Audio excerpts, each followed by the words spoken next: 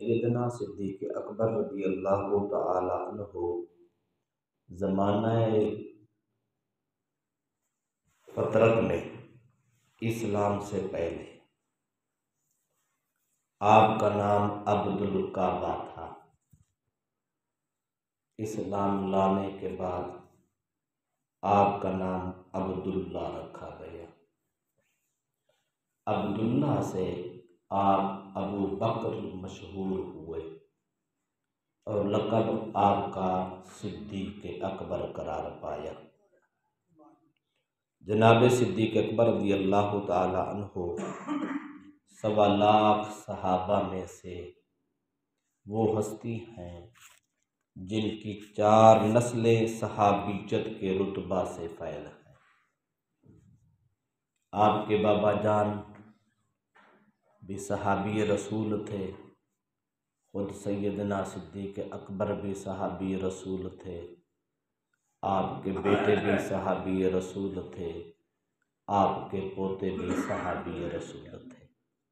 یہ شرف کسی اور صحابی کو نصیب نہیں ہو سکا۔ صحابہ تو بڑے بڑے آئے پر 4 نسلیں صحابیت کا رتبہ پائے، یہ صرف مقدر صدیق اکبر کا تھا رضی اللہ تعالی عنہ۔ ہم اسی کے نام سے، آپ کے نام سے یہ بات شروع کرتے ہیں۔ چونکہ زمانہ کفر کا نام عبد الکعبہ تھا، چونکہ عبد الکعبہ کعبے کا بندہ، یہ نام اسلامی نہ تھا۔ تاجدار کائنات صلی اللہ علیہ وسلم نے اسلام لانے کے بعد نام عبداللہ رکھا، اللہ کا بندہ۔ اور آپ وہ خوش نصیب ہیں جن کو ابو بکر کے نام سے شہرت حاصل ہوئی۔ صدیق اکبر کے نام پہ آپ کا لقب مشہور ہوا۔ اس کی وجہ یہ ہے، بکر کہتے ہیں پہلے پھل کو۔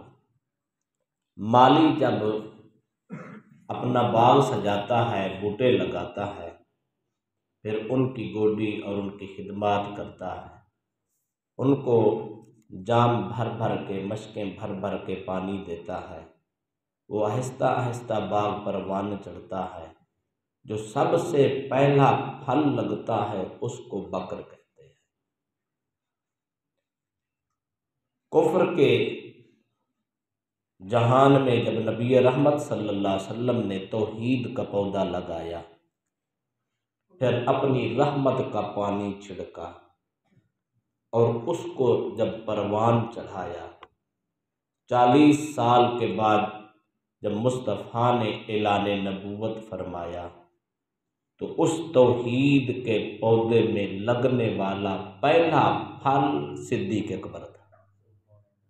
اس لیے آپ کو ابو بکر کہا جاتا۔ اور دوسری وجہ اس کی یہ ہے، جب مؤذن اذان پڑھتا ہے، مؤذن کی اذان سن کر جس کی سب سے پہلے آنکھ کھل جائے اس کو بھی بکر کہتے ہیں۔ عالم کفر کے جنگلوں میں جب رحمت للعالمین نے اسلام اور ایمان کی اذان پڑھی ہے، دعوت اسلام دی ہے، تو سب سے پہلے جس جوان کی آنکھ کھلی، جس نے اسلام قبول کیا، اس کو ابو بکر کہتے ہیں۔ اس لیے آپ کا یہ نام مشہور ہو گیا۔ اور پھر آپ کو لقب صدیق کہا گیا۔ یہ صدیق آپ کا لقب کوئی ایسے نہیں پیدا ہو گیا، بلکہ یہ رب کا چنیدہ لقب تھا۔ نبی اکرم صلی اللہ تعالی علیہ وسلم فرماتے ہیں، ان اللہ اختارانی واختار اصحابی، میرے رب نے مجھے ساری کائنات میں چن لیا اور میرے لیے میرے اصحاب کو چن لیا۔ نبی اکرم صلی اللہ علیہ وسلم کے صحابہ یہ عام لوگ نہیں ہیں، رب کے خاص چنیدہ لوگ ہیں۔ رب نے اتنی بڑی وسیع کائنات میں جن لوگوں کو چن لیا ہے وہ صحابہ بن گئے ہیں۔ اور پھر دیکھیں چنیدہ صحابہ جن کو کائنات سے چنا گیا، وکھرا کیا گیا، علیحدہ کیا گیا، ان کو سنوارا گیا، ان کو سجایا گیا اور ان کو اسلام کے نور سے منور کیا گیا، ان لوگوں کی اگر لسٹ بنائیں، مسلمانوں کی لسٹ بنائیں، اہل اسلام کی لسٹ بنائیں، عشاقان مصطفیٰ کی لسٹ بنائیں، جس میں سب سے پہلا نام آتا ہے وہ صدیق اکبر کا۔ اگر کوئی گنتی کر سکتا ہو نا امت کی، 1400 سال سے پہلے سے ہسٹری شروع کریں، اسلام کے پہلے فرد سے لے کر آج تک اگر ممکن ہو کوئی گنتی کر سکے اور گنتی الٹی گننا شروع کر دیں تو جس کا سب سے آخر پہ نام آتا ہے وہ بھی صدیق اکبر۔ جس سائڈ پہ گنے صدیق اکبر کا نام سب سے پہلے بھی ہے، سب سے آخر بھی ہے۔ تو صدیق اکبر رضی اللہ تعالی عنہ وہ جوان ہے جس کو رب نے 1.25 صحابہ میں سے پھر خاص طور پہ چن لیا، اور چنا کس لیے؟ خود محمد عربی کی خاطر۔ دیکھیں آپ کے بھی ایڈریس ہیں، ہمارے ایڈریس ہیں، کوئی کسی سے پتہ پوچھتا ہے بتا تیرا پتہ کیا ہے، ہر آدمی اپنے شہر کا، اپنے ملک کا، اپنے علاقے کا، اپنی بستی کا اور اپنی گلی کا پتہ بتاتا ہے، اپنے محلے کا پتہ بتاتا ہے۔ کبھی کوئی صدیق اکبر فاروق اعظم سے پوچھے نا بتاؤ تمہارا پتہ کیا ہے، کہتے ہیں جب سے اس نام کے ساتھ لگ گیا ہمارا اپنا پتہ ہی مٹ گیا ہے۔ اگر کوئی ہمیں ملنا چاہے، ہماری گلی پوچھنے کی ضرورت نہیں ہے، ہمارا محلہ پوچھنے کی ضرورت نہیں ہے، ہمارا نام پوچھنے کی ضرورت نہیں ہے، گنبد خضرا کے مکی کے پاس آ جانا، جہاں وہ ملیں گے وہاں ابو بکر ملیں گے، وہاں عمر ملیں گے۔ جب سے کلمہ پڑھا ہے مسلمان ہوئے ہیں، غلامی میں آئے ہیں، حد کر دی، نہ جان کی پرواہ نہ مال کی پرواہ، سب کچھ مٹا دیا، حتیٰ کہ اپنا نام اور پتہ بھی مٹا دیا، پتہ مصطفیٰ میں گم کر دیا، ذات بھی فنا ہو گئی، نام بھی فنا ہو گیا، فرمایا جو کچھ ہے سب کچھ میرے مصطفیٰ کا۔ اور یہ جو لقب تھا سیدنا مولا علی کرم اللہ وجہ الکریم کو لوگوں نے سنا، آپ ممبر پہ بیٹھ کے قسم کھا کے کہتے تھے، راوی کہتے ہیں سمعت علی جن یحلف علی المنبر، میں نے علی المرتضیٰ کو ممبر پہ بیٹھے قسمیں کھاتے ہوئے سنا ہے، اور فرماتے ہیں کہ میں گن نہیں سکا صدیق مولا علی نے کتنی قسمیں کھائیں، قسمیں کھا کے آپ نے فرمایا انزل اللہ من السماء اسم ابی بکر الصدیق، یہ نام جو صدیق ہے، یہ لقب جو ابو بکر کا ہے، یہ رب نے آسمانوں سے اتارا ہے، یہ زمین کا لقب نہیں ہے، اہل فرش کا لقب نہیں ہے، یہ خود رب کی بارگاہ سے اترا ہے۔ اس کا مطلب ہے ابو بکر یہ بھی رب نے چن لیا ہے، صدیق بھی رب نے چن لیا۔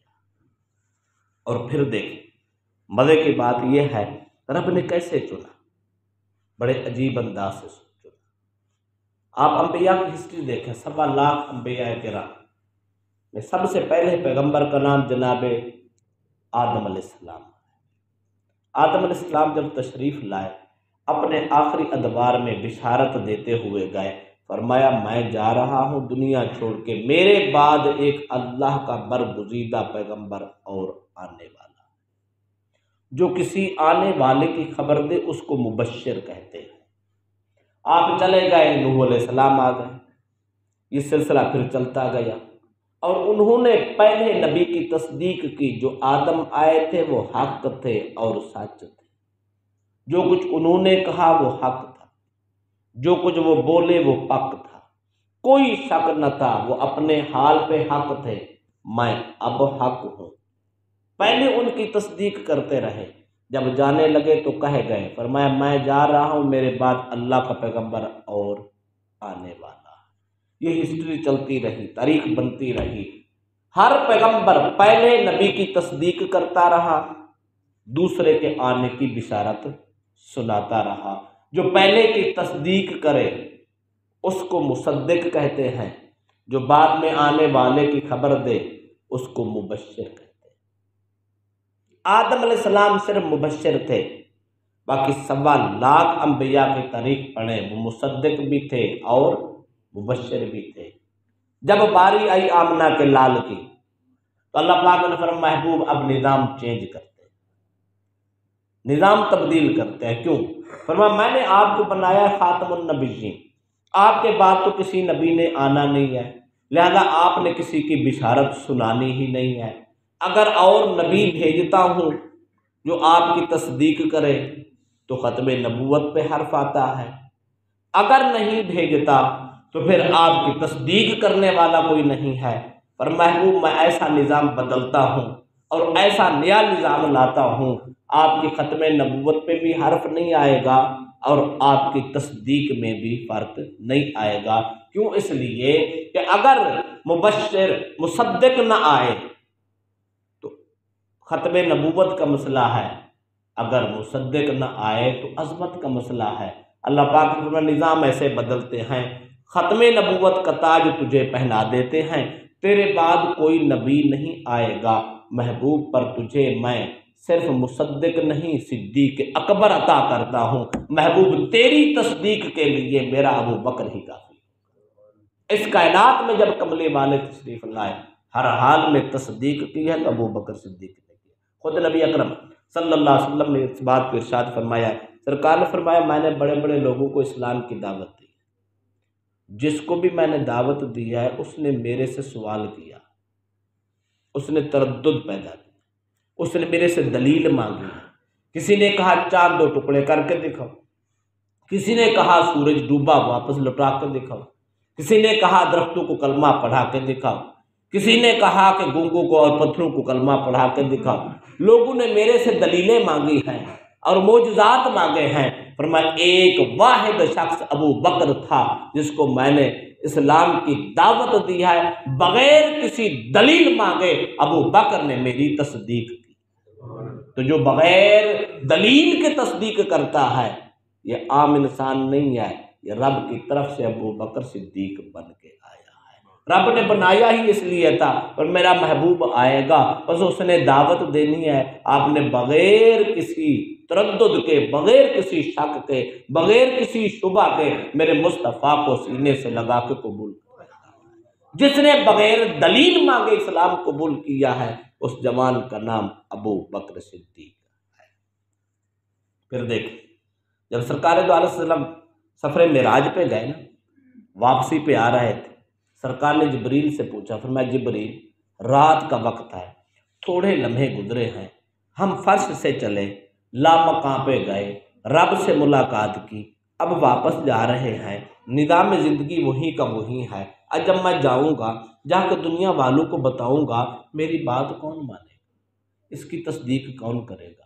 جبریل امین نے کہا اللہ کی عزت کی قسم، اے میرے پیارے آقا آپ کو گھبرانے کی ضرورت نہیں ہے، کائنات والے مانے یا نہ مانے ابو بکر بغیر دلیل کے آپ کی تصدیق کر دیں۔ اور یہی کچھ ہوا جب سرکار دو علیہ وسلم دنیا میں تشریف لائے، کعبے کی دیوار کے ساتھ ٹیک لگا کے بیٹھے تھے، آپ نے یہ واقعہ سنایا، آج رات میرے رب نے مجھے بلایا، براق سواری بھیجی، جبریل دربان تھا، وہ لے کے مجھے گیا اور میں نے اللہ سے ملاقات کی ہے، رات کے وقت میں واپس بھی لوٹ آیا ہوں۔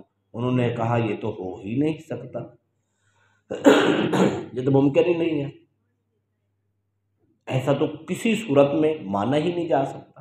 انہوں نے کہا آج جھٹلانے کا پھر موقع ملا، جب کافروں نے نعرہ لگایا، چل پڑے ابو جہل جیسے لوگ اب سیدنا ابو بکر کے پاس جا کے کہتے ہیں اگر کوئی آدمی اتنا بڑا دعویٰ کرے تو کیا آپ مان جائیں گے؟ انہوں نے فرمایا یہ ماننے والی بات تو ہے ہی نہیں۔ اس نے کہا اگر نہیں ہے تو پھر تیرے یار محمد نے دعویٰ کیا ہے۔ فرمایا سن، اگر دنیا کا کوئی بھی بندہ دعویٰ کرتا تو میں اس کو کبھی قبول نہ کرتا، اگر محمد نے دعویٰ کیا ہے تو سچ ہی کیا۔ کیوں؟ اس لیے صدیق اکبر کی ڈیوٹی خدا کی طرف سے لگی ہوئی تھی، میرے محبوب کی تصدیق ہی کرنی ہے، میں نے تجھے صدیق اکبر بنا کر بھیجا۔ بڑے پتہ کی بات بتاتا ہوں، حضرت جبیر بن مطعم رضی اللہ تعالیٰ عنہ صحابی رسول ہے، وہ فرماتے ہیں، اپنا واقعہ بیان کرتے ہیں، وہ فرماتے ہیں سرکار دو علیہ وسلم نے جب اعلان نبوت کیا، میں ابھی اسلام نہیں لایا تھا، لیکن میں نے سن لیا تھا کہ محمد نامی شخص نے صلی اللہ علیہ وسلم نے اعلان نبوت کر دیا ہے۔ کہتے ہیں میں سفر تجارت پہ نکل گیا، شام اور یمن کے علاقوں کی طرف گیا۔ کہتے ہیں میں جب وہاں گیا تو مجھے ایسے محسوس ہوا شامی اور یمنی لوگ میرا پہلے سے کوئی انتظار ہی کر رہے تھے، اور نظریں راستوں پہ ٹکائی ہوئی تھیں، انتظار کر رہے تھے۔ جب میں گیا تو انہوں نے مجھے گھیر ہی لیا، کہنے لگے جبیر یہ بتا تو عرب سے آیا ہے، مکہ کی سرزمین سے آیا ہے، بتا وہاں پہ کسی آدمی نے اعلان نبوت کیا ہے؟ نے کہا اعلان نبوت تو کیا ہے، یہ میں نے بھی سنا ہے، پر میں نے کلمہ نہیں پڑھا۔ انہوں نے کہا اچھا یہ بتا جس آدمی نے یہ اعلان نبوت کیا ہے کیا تو اس کو جانتا پہچانتا ہے؟ کہتا میں تردد میں تو تھا، شک شبہ میں تھا، پر میں نے کہا ہاں میں جانتا ہوں۔ انہوں نے کہا اگر تجھے تصویر دکھائی جائے تو کیا خیال ہے تو پہچان بھی جائے گا؟ حضرت جبیر بن مطعم کہتے ہیں ہاں اگر مجھے تصویر دکھاؤ تو میں پہچان جاؤں گا۔ انہوں نے کہا آ جاؤ۔ جبیر بن مطعم کہتے ہیں مجھے لے گئے، بہت بڑا محل تھا، اس محل میں ایک کمرہ تھا، مجھے اس کمرے میں لے گئے۔ میں جب کمرے میں داخل ہوا تو پورے کمرے میں مختلف تصویریں لگی۔ انہوں نے کہا دیکھ ان میں سے کون ہے؟ کہتا میں نے بڑے غور سے دیکھا، پورا کمرہ تصویروں سے سجا تھا۔ وہ فرماتے ہیں میں نے بڑے غور سے دیکھا پر مجھے کوئی ایسا نظر نہ آیا۔ میں نے کہا یہاں تو وہ نہیں ہے جس نے اعلان نبوت کر رکھا۔ کہتے دل ہی دل میں خوش ہو گئے، چلو بات ختم ہو گئی، ایک تو مسئلہ یہ حل ہو گیا نا۔ جب میں مکے واپس جاؤں گا تو ان کو جا کے کہوں گا او بھائی میں تو تصویریں دیکھ کر آیا ہوں، وہاں تو اس شکل کا آدمی ہے ہی نہیں، وہ نبیوں کی تصویریں لگی ہوئی تھی، ان میں کوئی نبی نہیں تھا، لہذا یہ تو جھوٹ بول رہے ہیں۔ انہوں نے کہا نہیں جی نہیں۔ انہوں نے کہا چلو آگے آ جائیں، ایک اور کمرے میں لے۔ وہاں گئے تو وہاں بھی پورا کمرہ تصویروں سے سجا ہوا۔ انہوں نے کہا دیکھ ان میں کوئی ہے؟ حضرت جبیر بن مطعم فرماتے ہیں کہ میں نے دیکھا اور بڑے غور سے دیکھا، پر میں نے کہا یہاں بھی کوئی ایسی تصویر نہیں۔ دل میں پھر خوش ہو گیا، چلو ادھر بھی تصویر نہیں آئی۔ اب میں جھٹلانے کے قابل ہو گیا اور میری حجت قائم ہو گئی کہ میں وہ واحد شخص ہوں جس نے نبیوں کی تصویریں دیکھی ہیں اور آپ نے تو کسی نے دیکھی نہیں ہے، لہذا ان تصویروں میں تو اس کا تصویر ہے ہی نہیں، اگر تصویر ہوتی تو ہم قبول کر لیتے۔ انہوں نے کہا یار آپ اس میں نہیں ہے جی نہیں ہے۔ انہوں نے کہا آگے آ جا، تیسرے کمرے میں۔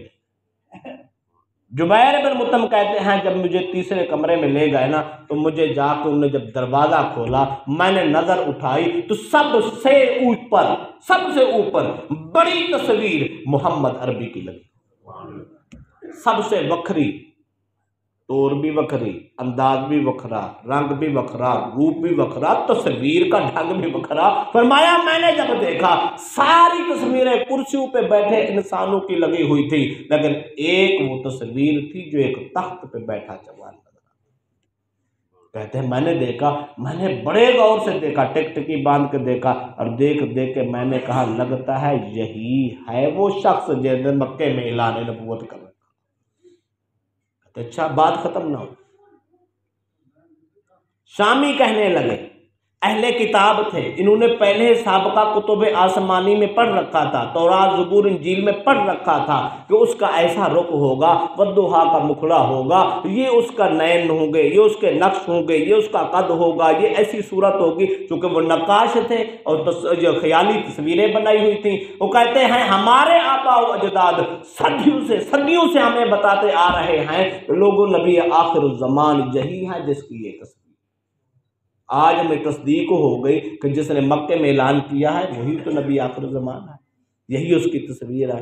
حضرت جبیر بن مطعم فرماتے ہیں میں سب کچھ دیکھ کے نا میں نے دیکھا سب کی تصویر تنہا تھی، لیکن مصطفیٰ کی تصویر میں نے جب دیکھی نا، آپ کی تصویر تھی، آپ تخت پہ بیٹھے ہیں، پر آپ کے قدموں میں ایک جوان بیٹھا ہے، پیٹھ اس کی ادھر ہے، چہرہ میں نے نہیں دیکھا، پر اس جوان کے سر پہ محمد کا ہاتھ۔ میں نے شامیوں سے پوچھا کہ تم نے تورات کا مطالعہ کیا، انجیل کا مطالعہ کیا، دیگر کتب پڑھی ہیں، تمہارے آباء و اجداد نے تمہیں یہ بشارتیں سنائی ہیں، اچھا یہ بتاؤ یہ تخت پہ بیٹھا تو محمد ہے، قدموں میں بیٹھا جوان کون ہے؟ شامیوں نے کہا ہمارے آباء و اجداد، ہمارے وڈیرے، وہ ہمیں یہ بتاتے رہے، انہوں نے کہا یہ مصطفیٰ ہوں گے، نبی آخر الزمان ہوں گے، اور اس کی تصدیق کرنے والا، سب سے پہلا کلمہ پڑھنے والا اور ان کا خلیفہ جو ہوگا اس کا نام ابو بکر صدیق ہوگا۔ ابو بکر صدیق وہ جوان ہے، آج کا جوان نہیں ہے، جس کا نام بھی آسمانوں سے اترا ہے اور جس کا لقب بھی آسمانوں سے اترا ہے، رب نے اسے خود تصدیق کے لیے چن رکھا تھا۔ بلکہ ایک دن امام جعفر صادق رضی اللہ عنہ سے لوگوں نے پوچھا کہ حضور آپ ابو بکر و عمر کی تعریف کیسے کرتے ہیں، بیان کیسے کرتے ہیں، عظمت کیسے بیان کرتے ہیں؟ انہوں نے فرمایا آ جاؤ، میں ان کی تعریف بیان کروں یا دکھا دوں؟ لوگوں نے کہا دکھا دوں۔ حضرت امام جعفر صادق آل رسول ہے، حسین کی آل ہے، حسین کا خون ہے۔ انہوں نے فرمایا، انہوں نے ہاتھ سے پکڑا، ہاتھ سے پکڑ کے روضہ رسول پہ لے گئے، جا کے دروازہ کھولا، دروازہ کھول کے سامنے کھڑا کر دیا، فرمایا دیکھو یہ مصطفیٰ کی قبر ہے، یہ ابو بکر کی ہے، یہ عمر کی ہے۔ فرمایا دیکھو جس طرح یہاں یہ قبریں ہیں، اسی طرح قیامت کے دن اسی طرح دنیا میں بھی اکٹھے رہیں اور اسی طرح قیامت کو بھی اکٹھے ہوں۔ آخری بات کہنا چاہتا ہوں، سرکار دو علیہ وسلم ایک دن مسجد میں تشریف لائے، آپ کے دایاں سائڈ پہ ابو بکر تھے، بایاں سائڈ پہ جناب فاروق اعظم تھے، آپ مسجد میں تشریف لائے۔ صحابہ نے جب یہ منظر دیکھا تو بڑے خوش ہوئے، چہروں پہ مسکراہٹ ہوئی۔ سرکار نے جب صحابہ کی خوشی دیکھی نا، سرکار نے فرمایا میرے صحابہ ہاکذا ابعث یوم القیامہ، میرے صحابہ جس طرح ہمیں آج یہاں دنیا میں تم دیکھ رہے ہو، قیامت کے دن ہم اسی طرح اٹھیں گے اور اکٹھے ہی۔ اللہ کے نبی نے خود فرمایا جب قیامت کا دن ہوگا نا، سب سے پہلے قبر میری کھلے گی، اس کے بعد ابو بکر کی کھلے گی، اس کے بعد عمر کی کھلے گی۔ فرمایا ان تینوں کی قبریں بیک وقت ایسے کھلیں گی، پہلے میں اٹھوں گا، پھر ابو بکر اٹھے گا، پھر عمر اٹھے گا، ہم تینوں اکٹھے اسی طرح جس طرح آج مسجد میں آئے ہیں، اسی طرح قیامت کے دن بھی ہم خرام ناز کرتے ہیں۔ صدیق اکبر، فاروق اعظم یہ عام انسان نہیں ہے، یہ وہ لوگ ہیں جن کو رب نے اپنے محبوب کے لیے